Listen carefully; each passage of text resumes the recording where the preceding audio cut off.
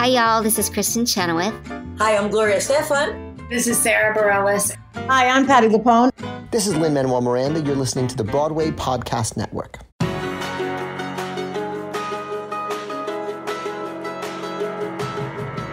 Welcome to the Theater Podcast, intimate, personal conversations with theater's biggest names. I'm your host, Alan Seals, and this is part of the Broadway Podcast Network.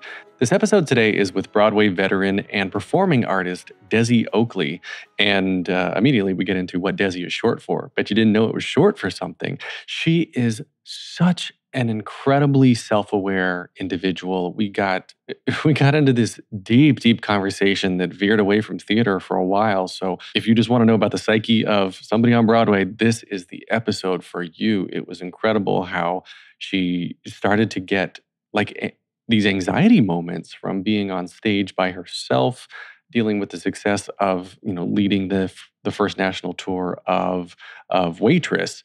So, we get into that. We get into meditation. We get into her best friendship with Christina Alabato, which I interviewed and came out back in episode 57. She is just like a female version of me. She's very self-aware. She doesn't let herself be bothered by what people are thinking, yet a people pleaser in need of validation. So it's this internal struggle of, I don't care, but please like me. So it's a fun internal battle. She doesn't define herself as someone who wants to be defined and enjoys doing too much. So, I asked her, does she want to do recording artists, make albums and whatnot, or does she want to be on Broadway? And she's like, why not both? Insert meme here. So before we get into the episode, as always, please visit me on thetheaterpodcast.com online. You can find me on Instagram and Twitter at theater_podcast. Send me a DM, shout out, leave a comment. I respond. I love reading that stuff. So everybody, please enjoy this episode with Desi Oakley. Here you go. 1, 2, 3.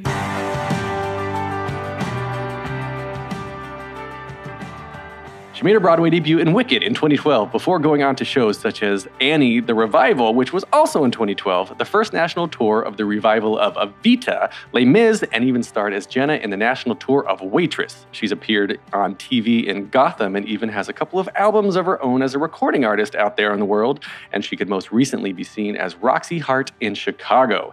Desi Oakley, welcome to the Theater Podcast. Thank you. I'm so happy to be here. Thank you for being here. That was a lovely intro. Oh, well, I had to do it a couple times. Sorry, we'll edit out the first two. So when you're listening, listeners now know that was the third time. Yeah. The magic of podcasting. It was lovely. Is Desi short for something? It is. Thank you so much for asking. It is short for Desiree, but I have never, ever gone by that name. Really? Since I was a tiny infant, my family has always called me Desi, although I was born Desiree, and I think that's a fantastic name. I remember my mom was like, hey, when you're older, you can always use Desiree.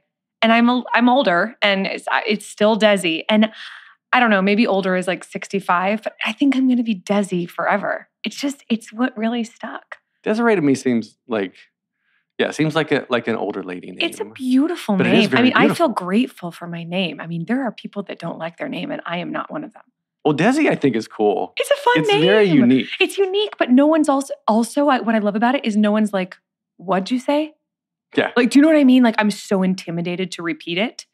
That's right. It's so unique where it's like, oh, I have no idea what they just said. So I feel grateful. Thank you for saying that. Well, you're very welcome. So you're wonderful parents of Wichita, Kansas. That's exactly right. Yep. Wichita. So that's where you were born. And I know a couple people from good old Wichita, from honestly. And can I tell you why? It's because of that incredible regional theater there. Yeah. Music Theater Wichita. We all did it. So everybody who that works on Broadway that's from Wichita has been associated with that incredible theater. Where did the reputation come from? What transplanted there to make it what it is? Do you know? Yes, the producing director Wayne Bryan. He made it what it is. It's literally all of his entire vision. It's insane. Wow. He made it what it is. That man. Yeah. And he's responsible for all of all of our careers. It's remarkable. Isn't it crazy when you think about though? When are you a person that believes in sort of, I was going to say spirituality, but sort of definitely. Well, what's meant to be, a higher power, 110%. Yeah. Absolutely.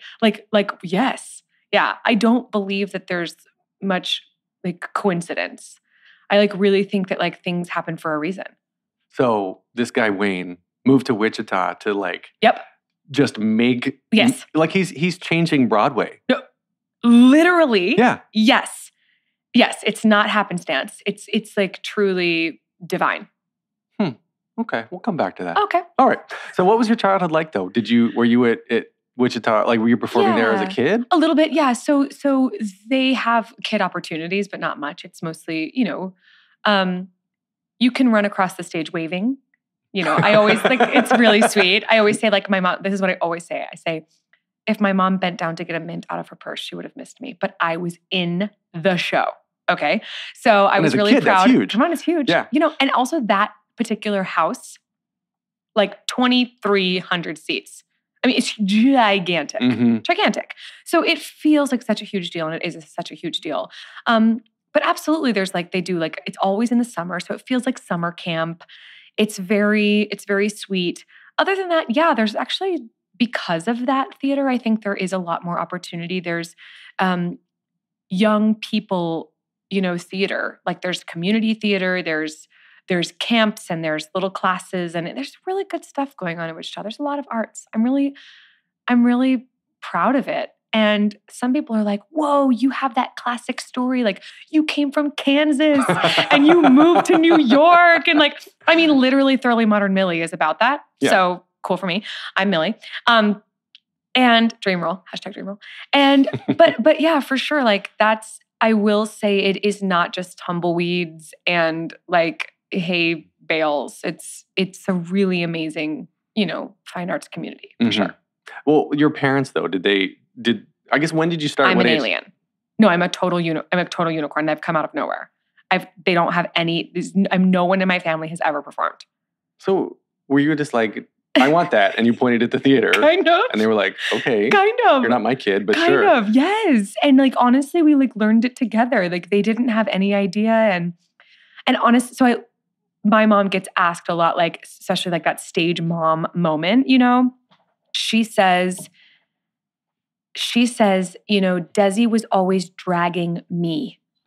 And make sure that if you don't want to be a smothering stage mom, make sure your kid is dragging you and not the other way around.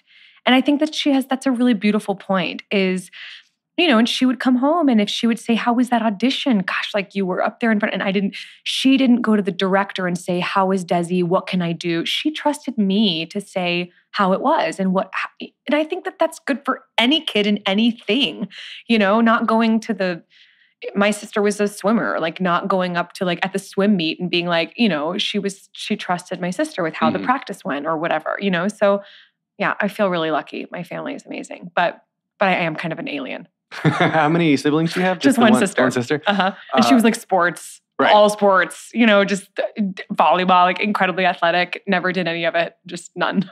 Well, when did you start playing piano? I was 8 years old. Okay. So that's a great age to start, by the way. I think I recommend that. So I have 2 piano students. I started teaching. One of them's 5.5 and one of them's 6.5. And it's absolutely the most precious thing like on the planet. And they're learning to read music. They can both read music. I'm so excited. But I will say the reason I say 8, they're wonderful and they're doing great. And I know that it's beneficial. But I think I'm so glad I was 8 when I started because there is that attention span, that deeper knowledge of reading, truly like comprehension, like what I see on the page, my brain is computing and I'm understanding it. I think that helps. The more experience you have with that. Huh. I really do think. I don't read music. I can look at a piece of sheet music and figure out basic note changes and rhythms, but like Well, that's advanced. Basic. Like... I would still say that's advanced compared to most people. Well, yeah, I guess. But I'm good at math. So I think that's fantastic. Why. I think that's why I picked up on music. Yeah. Done. Pretty well. 110%. Yeah. Yeah. Okay. Well, then, all right. So I'm going to get my kids into music then. I've always wanted, my older one will be 5 next month. And I'm like, when do I want to get them in the piano? I would say even 7. Like, it's good. It's good. But I was so glad I was 8. because I had, and then that was you learn discipline very quickly. Oh yeah. You get like the rulers on the knuckles. Oh yeah. Oh my goodness. It's so true. Yeah. And then my family, I was in 5th grade and my sister was in 6th, and we temporarily spent 1 year in Montreal, Canada. Like 110% random, the most random thing you've ever heard. But we did. We relocated because of my dad's job. And we spoke French, and we totally adapted to the culture. We were like, let's get into this. And my mom was like, I think that we should try to find a piano teacher here because you don't want to stop. I was 10 and I was loving it. The strictest, most truly terrifying piano teacher I've ever, and she would always tell me about the form of my hands and how when my fingers were on the keys, there had to be 2 eggs underneath the palms of my hands.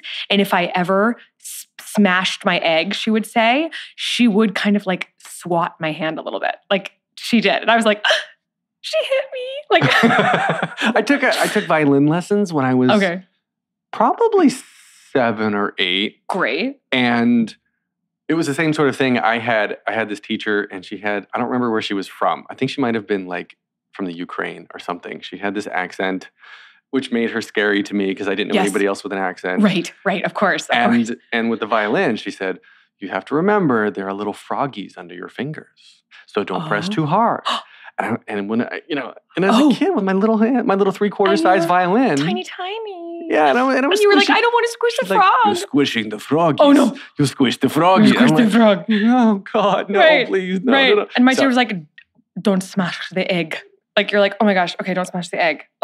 Anyway, terrifying. It was. But amazing discipline. Isn't childhood so fun? It's wonderful. The memories. Okay. So piano. Any other instruments? That's it. Okay. I taught myself basic guitar in college, and I'm fine with it. Basic guitar. I wish I was better. Well, I feel like once you can read music, period. That's true. Then you're at an advantage. That's true. You learn a horn instrument, and then you can pick up. This is me saying somebody who doesn't play any horn instruments. Yeah, you just learn pick one. Up a horn. Fine, You're right? Fantastic. Now the saxophone. Duh. Right. And my mind went to the piccolo, but not a horn Okay, instrument. Great. A reed. Yes. A wind? I was a wind instrument. Okay. So then fast forward. You went to University of Michigan. Yes. I'm a proud Wolverine. Go blue. Go blue. I was about to sing the fight song. You don't want to hear it. It's fine. I won't do it. Oh, okay. Well, I do like to hear you sing. Hail to the victors valiant, hail to the conquering heroes, hail, hail to Michigan, the champions of the West. Go blue. It was just the second half. Okay, BFA, musical theater, right? And you graduated in 2011. That's right. And then immediately came to New York? Immediately. The day after. Yeah. Well, we moved here because our showcase, we all came to the city for the showcase, and I stayed. May 12th, 2011. I'll never forget it. Okay. So May 12th, 2011. Yep. And you made your Broadway debut in Wicked in 2012. Yeah, exactly. So I booked the show end of November-ish, early December-ish of that year, of 11. And then began and started rehearsals. And then I made my debut on January 10th, 2012. So assuming average college admission entry age is standard, it would make you about 32 now? 30, yeah? I just turned 30 this summer. Oh, 30? Oh, yeah. So you got... I was a 17-year-old graduating senior. Yes. I was always the year earlier person. Okay. Yeah. So Broadway... So you were So Broadway debut then at 21. Yep. Exactly. Right. So most people... I guess there are so many actors in the city, first and foremost. Absolutely. A lot of which never get a Broadway debut. Sure. Some of which stick with it and make their Broadway debuts in their 50s or their 40s. Absolutely. Or, I said this before on the podcast that Jessica Vosk made her debut in her 30s. Yeah. And she was like, it's never too old, it's never too old. And then the next day I talked to Andrew Polk, who made his debut at 54 in the band's visit. Yes. So you're making your debut at 21. Yeah. Did you know at the time, I guess... What a big deal it was? What a big deal it was, yes. Absolutely. Thank you for that question because yes, I did. I freaked out. I knew it was huge. I to the point where I didn't sit down on the day that it happened, I didn't sit down once. In the ensemble, there's even a break for the women's ensemble that's well over 25 minutes. I did not sit down. They were like, Desi, you have a break. I was like, I know. I'm just amped and I'm here and I'm so excited. And, I knew it was a big deal and it felt like a big deal. And my community and my people made it a big deal as well. And it was amazing. And also the company of Wicked made it a big deal with me and for me. And they didn't patronize me because I was 21 and they did not look down on me. They said, this is huge and good for you. And I was so lucky because of that. Although I do have my favorite story about that day was the ensemble was gathered at Curtain Up around where Elphaba would have melted. Sorry, spoiler alert. Y'all, you know it. It was Wizard of Oz. Okay.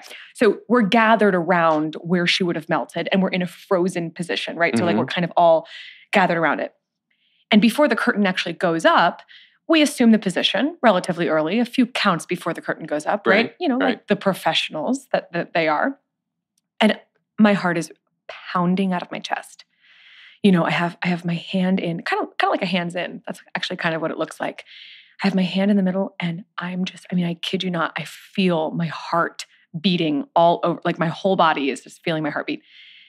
And the people next to me are talking about Oreos. They're talking about the difference between double stuffed and regular stuffed Oreos. Right. And I will never forget the juxtaposition of like how chill they are because it's been, how many times have they been in this position? How many years have they been doing that? And me. And I'm like, and I literally was like, are they talking about Oreos? They're talking about Oreos. Okay, they're talking about Oreos. And I just was like, Desi, remember that because that's hilarious. Like you're freaking out right now and they're talking about Oreos. Anyway, I'll never forget that. Do you have a lot of, I guess, an extra amount of self-awareness compared to peers? Yeah, sometimes it's a curse. I am very self-aware and also aware of my surroundings to sometimes a fault.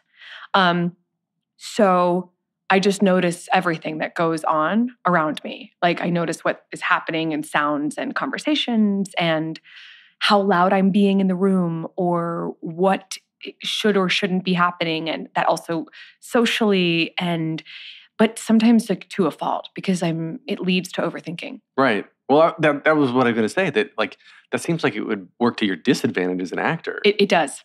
It does. Absolutely it does. And on stage, that was a huge awakening. That was a huge awakening for me with Jenna because I started, after 2 months of doing the same thing where I was like, okay, now I'm in my groove.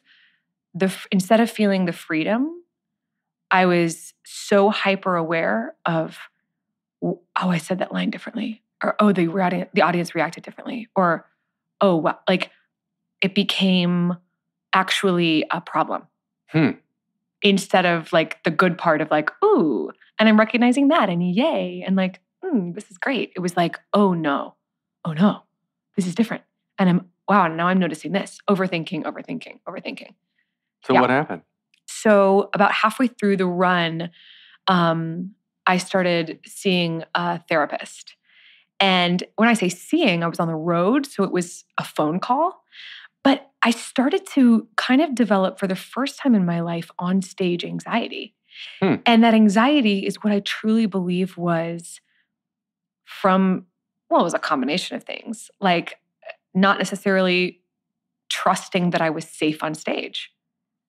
And it could have come from a lot of different things. We had some like managerial problems and it was difficult. We all kind of struggled with that. And I think being the actor in that position, we all did, and we all kind of related to the fact that we were all struggling to like, be heard or have our needs met the way that we were expecting, that sort of thing. And then we were away from our families and our friends and like, and then my particular role was on stage alone a lot. So a lot of time to be with just myself.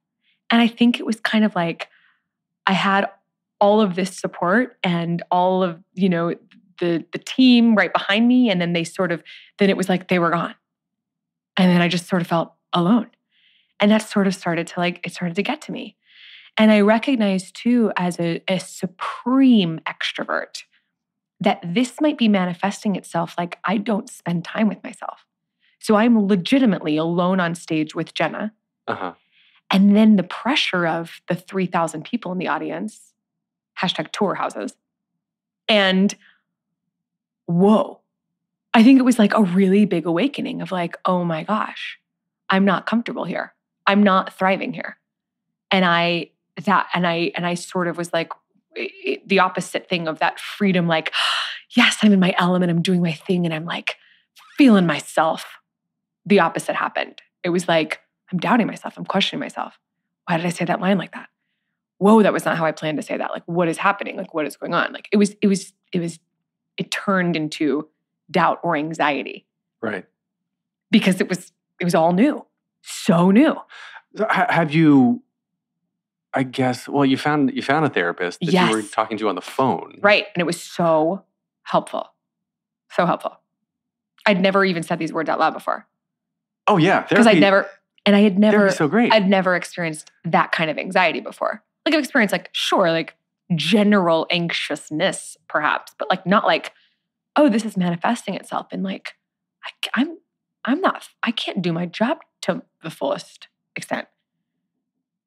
You know, that was the difference. So I started thinking, because I had never actually experienced that kind of, I guess the word is like debilitating. Was it that bad? So it did get that bad. Not at first, but also at first I wasn't like, I was pride central and was like, no, I'm good. Like, what was that like negative thought or that doubt on stage? Whatever, I'm amazing. Yeah. It's all good. Like, I'll push through it. The I'm show fine. happened. I'm fine. But that's Desi in a nutshell. I'm good. How are you? Yeah. Yeah. So to be able to be like, okay, I'm going to spend time, effort, money, investing in myself, me, new concept. So that was 29, 28? What was it? Yeah, 29. Yep, exactly. Yeah. So what I'm comparing, so I'm 30, I just turned 39. Okay. And I just started seeing a therapist so summer of when I was 28. So like just over a year. Okay.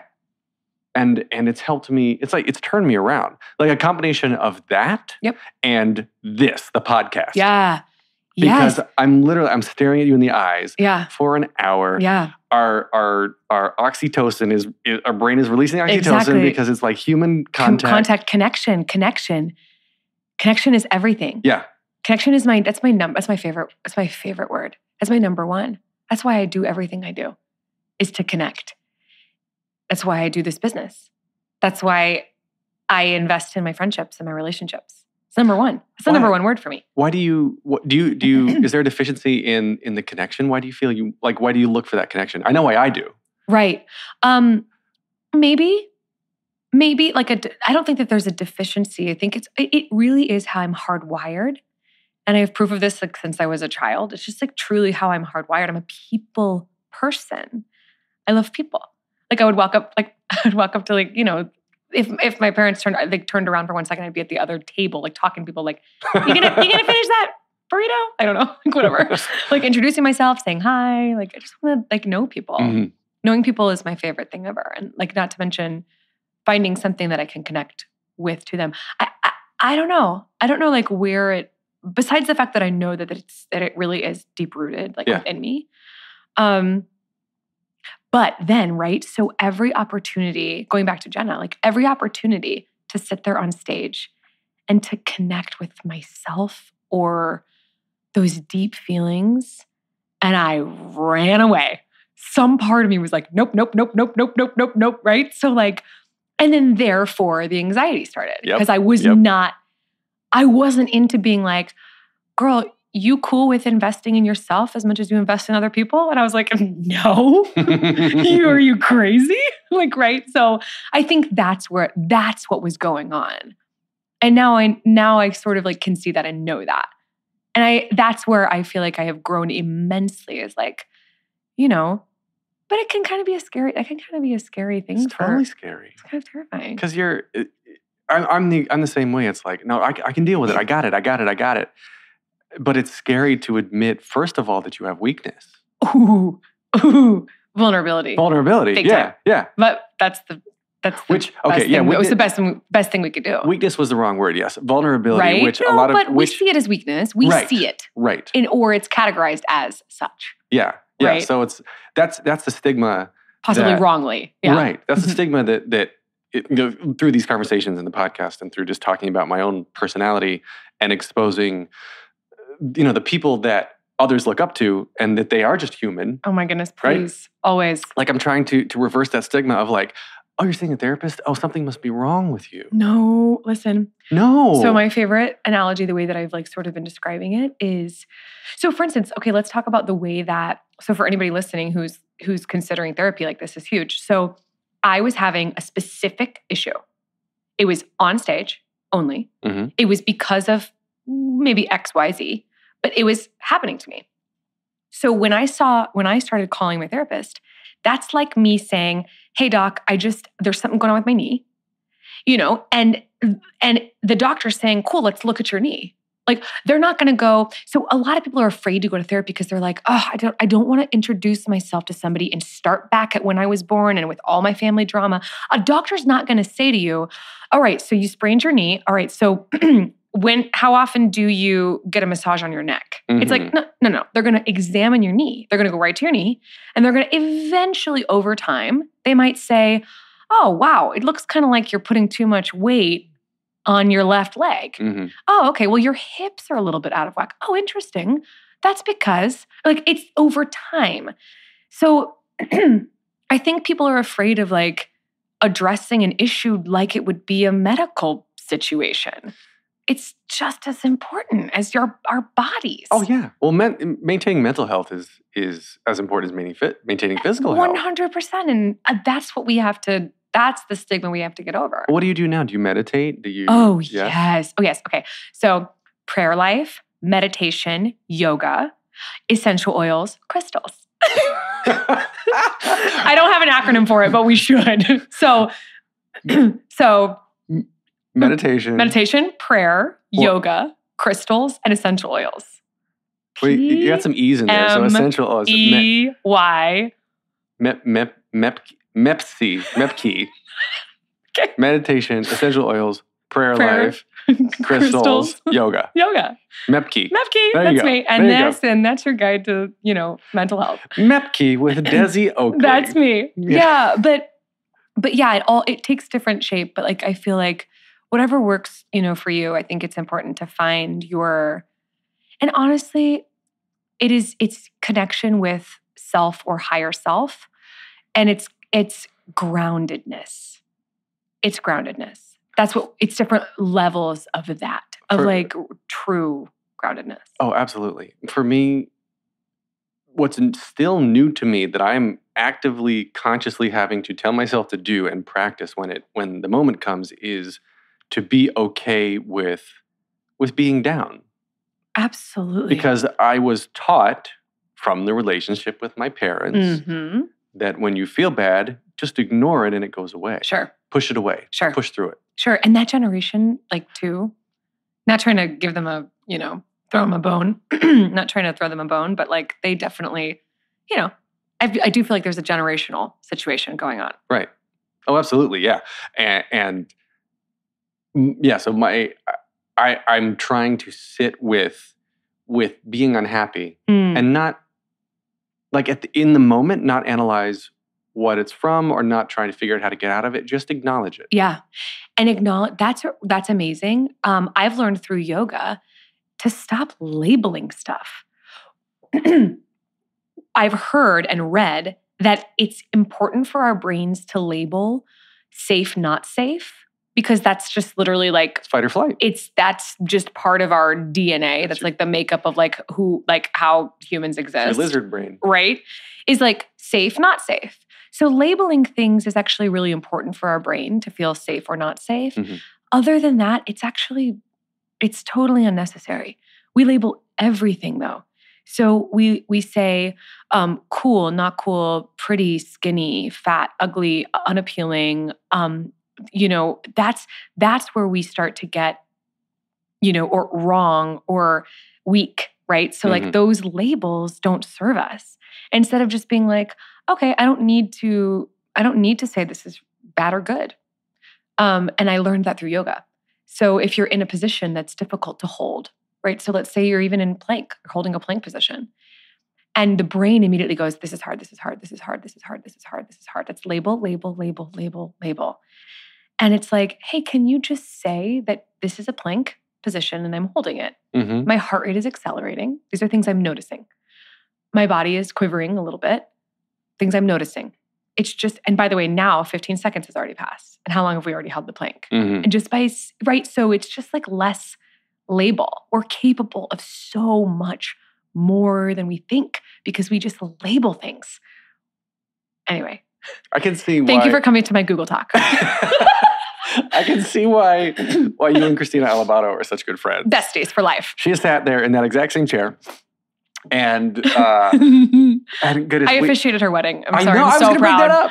I'm just so proud. You're an officiant. I'm an officiant. I've officiated too. Did you? I didn't mean to. Please continue. I did not mean to interrupt you. Oh no, this real quick. Did you get your certification? Yeah, Is that what it is? of course. For her wedding, or yes, for you did each for the one. You Yes, did two. you do it per state, like with the state that you're doing it in.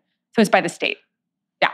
Okay. The state has to acknowledge you. Yeah. Okay. So anyway, Christina and I were talking about meditation because she meditates a lot. Oh yeah. And I was using my own story that like I feel like I'm doing it wrong because I sit there and like try to be aware and I'm like, oh, my back is sore because my hamstrings are tight, talking about one thing affecting the other, right? Yeah, totally. So it travels up your butt, which is too tight and affects your back. So I'm like, oh, I'm thinking about that, but I'm thinking about it. And then she's like, no, but that's right. Like you're acknowledging it. You keep coming back. There you go. You keep coming back. There you go. You keep coming back. And I'm like, but that doesn't feel right. Totally. But that's exactly what it is. It's exactly right. Ooh, somebody told me the most amazing way to meditate, and I'm so obsessed with it. Okay, so you are on the ocean floor. So as you start to settle into your meditation, Should I close my eyes? I'm like, maybe you should. Okay. So you're going and you imagine yourself sinking down, down, down onto the ocean floor, and it's so beautiful and peaceful and quiet. And I like to picture myself wearing something really flowy or nice. Maybe it's even white. It's really clean and easy, and it's kind of rippling in the waves. And you're at the bottom of the ocean. And at this point, a thought could come in. And the way that we like to think about it is it's basically it's a boat on the surface. It's very far away from you. You are safe and calm on the ocean floor. And the thought's coming in, and just watch it as it passes you. So just let it leave and come back to what you're wearing and how you're seated on the ocean floor. And then maybe, acknowledge, is it cold? Did a cold kind of front come through the water? A thought might have come in, but let it go like a motorboat. So you continue to sink back down. And like, did you rise with the current? And then maybe you come back down onto the ocean floor. You're still there, and so like so the thought coming in like a motorboat, passing like a motorboat. It just can come in and you can say, there's a boat up there. That's wonderful. I'm very far away. I don't need to be associated. I don't need to say, ahoy, where are you? Do you need directions? Like, you don't need to acknowledge the boat. Like, right? Like, of course I would be like, do you need help? Like, no, like you are here in your safety, and like, let it pass and watch it pass actually, anyway, that's what I do when I can't. But you should use Insight Timer. That's an app that's fantastic for meditation. Oh yeah. She said too that Deepak Chopra. She was saying that if you can't find time to meditate, those who can't find time to meditate should meditate twice. There you go. Yeah, totally. So I was like, I should. How did it work? Were you on the ocean floor? Oh yeah. I was. Were you safe and happy? I was about 20 feet below the water, tropical water. It was tropical. warm. Ooh, good. And it was a blue. The sun was slightly to the left with the waves coming in. Fantastic. The light rays coming in across my, and I could see up. And then there was I saw Marlin, Nemo's dad. Swimming across. Sweet, not Nemo, sweet Marlin, because he had both fins. So it was Marlin. It wasn't the guppy fin. It was the full. I'm so glad that you were safe in my ocean analogy. I felt like right when you started to describe like sinking down, I felt some things coming off of my shoulders. Yeah. Weight coming off. That's the weightlessness. I also like to picture something that's light that you're wearing that you're just.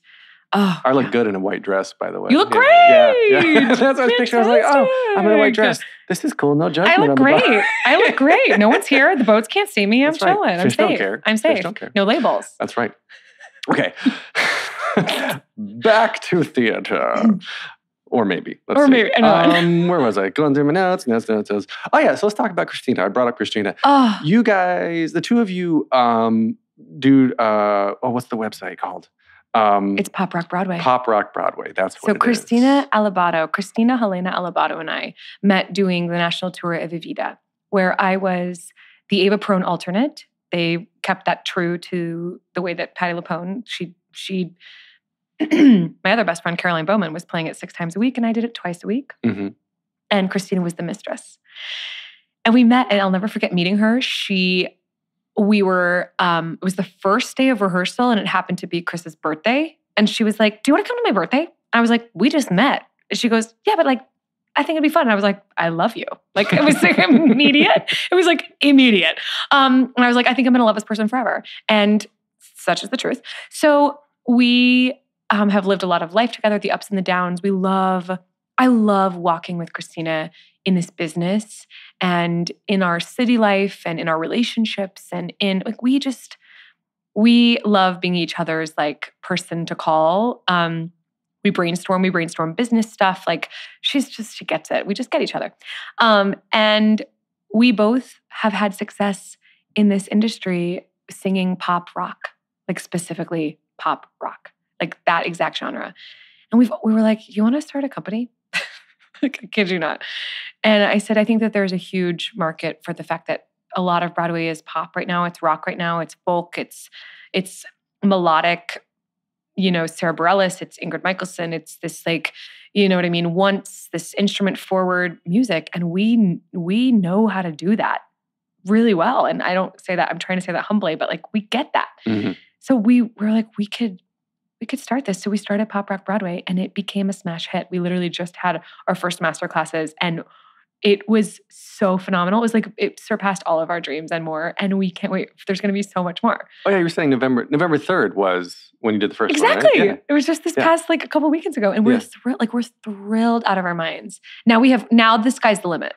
We're going to do like, we're going to have guest artists. Natalie Weiss is going to do a riffing intensive. Like just wait. We're going to have like people come and we have so many ideas. Oh God, I want to just be a flyer on the wall during the riffing intensive. Wouldn't that be fantastic? Listen, you too can riff. The finger on the ear, like, whoa. Yeah. You're like, yeah. Mm-hmm. Someone in the corner is like, bah. Someone's like, no. I need some help. Yeah, we can help you. We can help everybody. No matter where you are on your journey, we can help you. You know what? God, it's all come together. Like this has been such an interesting couple of weeks for me. So recently, I also interviewed some of the Freestyle Love Supreme guys. Heck yes. And I've got to get over there. Oh God, it's so good. I can't wait. And what they were telling me is before every show, literally, they just go up to each other and they touch each other and say, I got your back. I got your back. I got your back.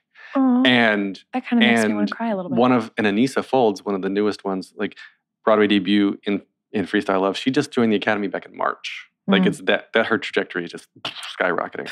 And she was like, she said the thing that she had to be comfortable with, like she could freestyle, she could sing, but what made her good was being okay being uncomfortable. Oof. I love that. Yeah. Being okay being uncomfortable. Ooh, we don't like that.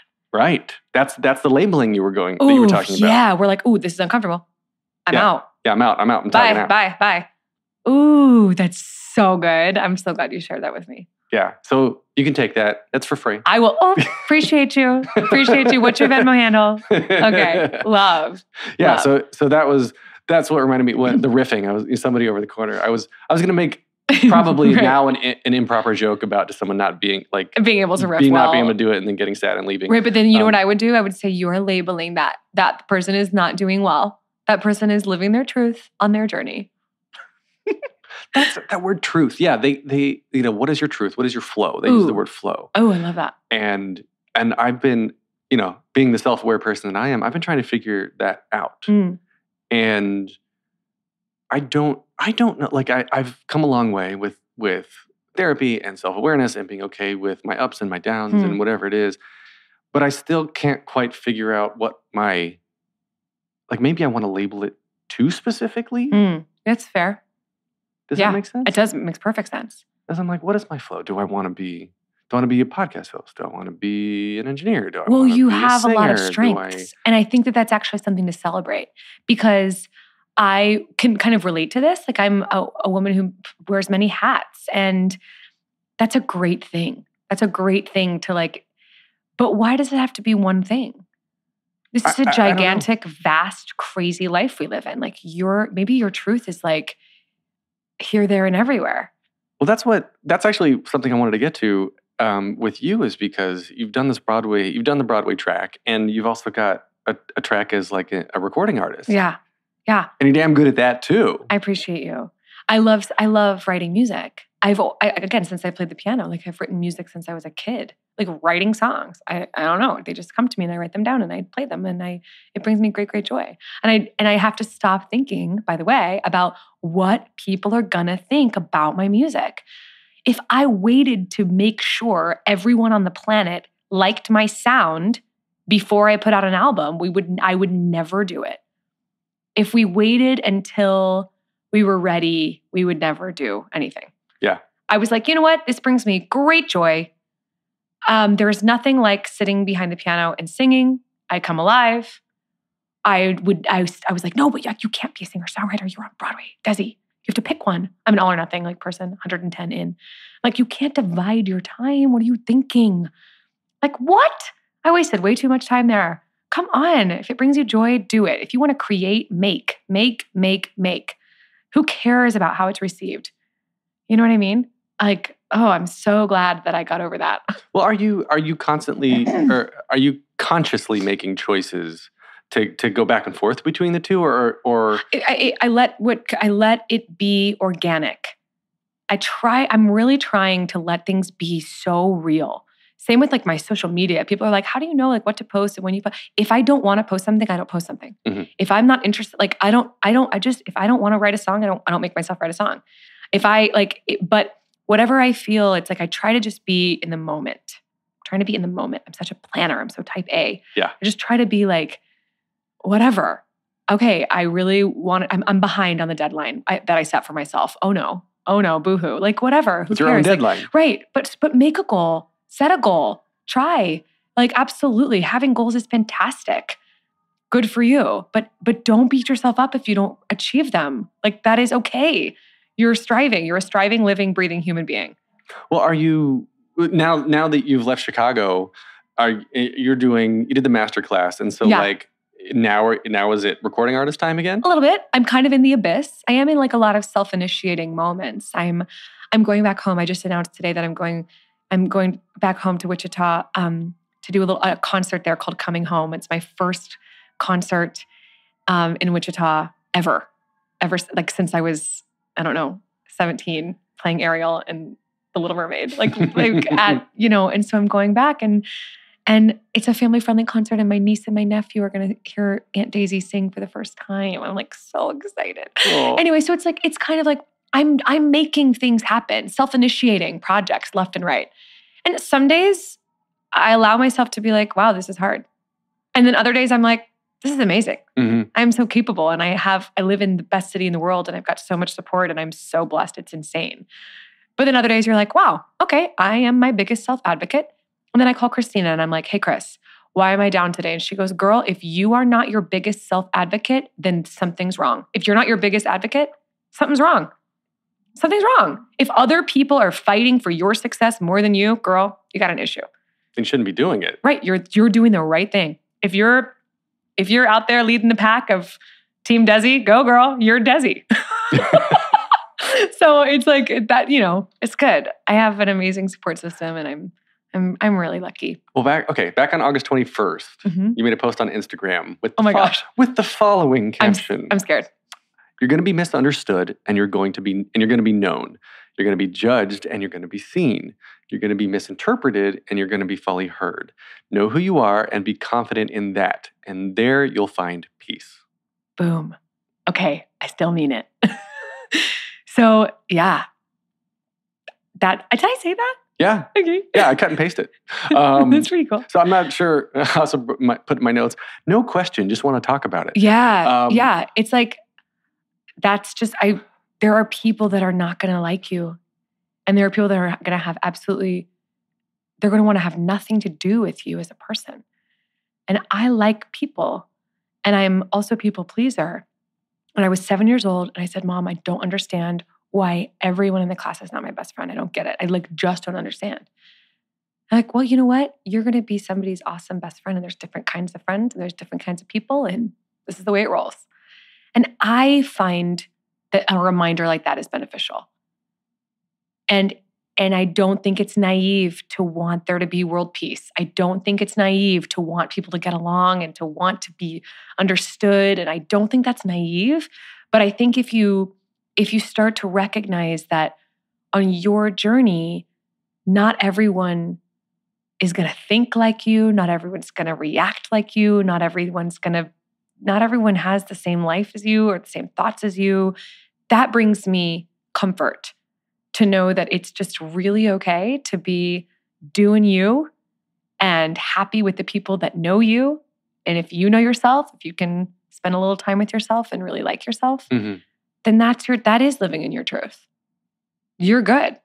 If you can lay your head on the pillow every night and be like, I know who I am. I stand by everything I did today. Messed up here. That's fine. Whatever. Made a mistake. I apologized. Whatever. I'm good. That's my truth. This is my truth. That's it. All right. Right? Yeah. Yeah. Oh, no, I totally get that. I'm the same way. Like, I try to be very conscious of going through life, trying not to let what other people think of me affect me in any way. Oof. And what Alex Timbers told me was make your own success, right? Yeah. You don't see it. I mean, look at Lin-Manuel. Look what he wrote his own stuff and look where he is. Go, make your own baby. Success. Go. I mean, one of the best examples. Stand by that. Yeah. Even Alex too. He wrote Bloody Bloody Andrew Jackson because he just wanted to direct something, so he just wrote it. Yeah. Yeah. But I try to do that, and I try to. It's this weird like inner struggle in my head because on one side I'm like, I'm just going to do what I want to do. I'm going to make my own success. I'm going to get one step in front of the other. I'm just going. But then I want to be successful because I have a need. The people pleaser side of me needs to be validated. Yep. And we all? So inherently, by trying not to care, by doing the things and saying I don't care, I'm creating situations where I then have to care about. I have to have people care about what I'm doing. I totally get that. Oh my gosh. Like I so get that.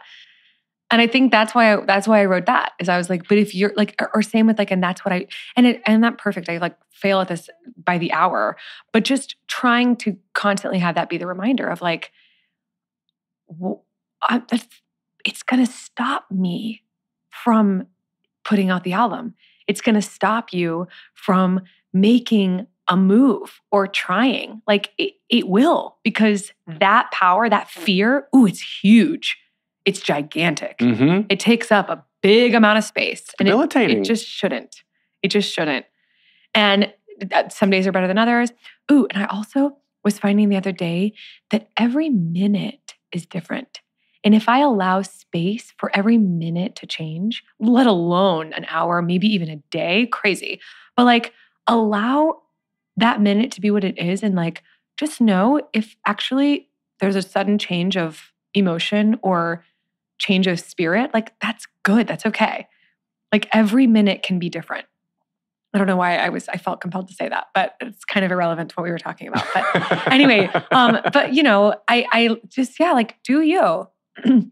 Love yourself, trust that you're loved by your people. And you know what? wish everyone else on their merry, merry way. I found it's hard as well in this business, in the theater business, that I feel there are a lot of people who, they keep rising and everyone likes to help each other. And there's the larger contingent of successful people who want to bring their friends with them, who become other successful people and whatnot. But there's a handful of individuals who, I don't know if it's insecurity. What I was going to say is the handful of people who don't want you to succeed until they succeed. Oof. Yep. Or they don't want you to succeed more than you succeed. Another person's success is not your failure. Another person's success is not your failure. Because especially in this business, it's a lot of luck. Oh, come on. It's just who you run into on the street. Come on. Absolutely. It's timing. Yeah. It's like, oh my gosh. It's so much of it is out of our control. Mm-hmm. Oh yeah. Yeah. So that I just want to acknowledge that because it's hard. Again, the need for validation, the need for approval, and then just to know like, oh, I'm succeeding. And then like that little grumpy group of people over in the corner. Oof. Always going to be. Yeah. They're going to be there. They're a grumpy little group. And that's why I say just wish them on their merry way. Wish them on their sweet, sweet, sweet, sweet, merry, merry way. Right. Okay. Well, let's wrap up here. Okay. No, I want to talk forever. I know. You said you have somewhere to be. Okay. So the 3 standard closing questions I ask everybody on the podcast. Okay. The first is, what motivates you? What motivates me?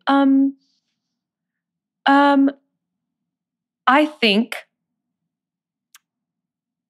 knowing that I could put out something in this world that could have a positive effect on someone, that motivates me. Like knowing I could make a small difference or change somehow. You are speaking to my soul right now. Okay. What advice would you give to your younger self and younger people listening now, starting out down a similar path? Okay. It is so good to have your plan right now. Have your plan. It can even be as specific as you have it right now. I'm talking to 16-year-old Desi. Mm-hmm. It's so wonderful that you have this plan. And I love how specific it is. And I'm so proud that it is so specific. Yes, like good for you. Have a goal. Now, be so open and okay with the fact that it might not look exactly like that. But keep having your goals and then keep changing them as you evolve. But just know it's going to be okay if it doesn't look like that. So as strongly as you're making that goal, be just as quick to release the fact that it doesn't look exactly like that. My favorite quote is, go confidently in the direction of your dreams, Henry David Thoreau. Mm-hmm. He doesn't say go confidently right to your dream. Go confidently in the direction of your dreams, somewhere around there. And if you walk that way, just wait. It might not look exactly like you have it planned, but you're on the path, you're on the direction, you're going toward it, you're going towards something, and it's going to be good. All right. Final question, and this is the hardest one. If you can only see one show for the rest of your life, but you can see it as many times as you want, what would you see? Oh, no. Oh, my gosh. I was so upset about what just popped into my head. Oh, my word. Okay.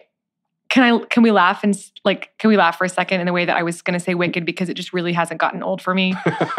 That we're laughing. Okay. And I'm like kind of mad at myself. But honestly, I'm going to say Come From Away. Why?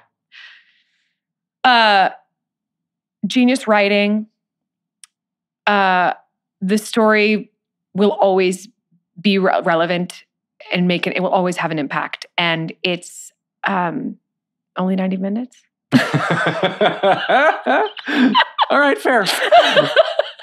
All right, so we can get you. Also, you didn't give me too much time to think about it, so that's what I get. There we go. That's the spontaneity of all this. Okay, so we can get you online at Desi Oakley on Instagram and Twitter. You are DesiOakley.com and anywhere else. Follow Pop Rock Broadway. PopRockBroadway.com. Uh-huh. Yeah, and when are you doing your next class? After the first of the year, we're thinking late January or early Feb. Oh, good. Okay. So there's that. And then if you're around Wichita on December 29th at 7 p.m., get your tickets to go see her there. You can get more of me at thetheaterpodcast.com. This is, of course, part of the Broadway Podcast Network. You can find me on Instagram and Twitter at theater_podcast, on Facebook /official theater podcast. Please leave a rating, leave a review. I love to read that. This is edited by Matthew Hendershot. And thank you to Jukebox the Ghost for the intro and outro music. And Desi, thank you most to you. Wonderful, wonderful conversation. Thank you so much. Thank you for having me. This was so wonderful. Take a deep breath, make the world a little colorful.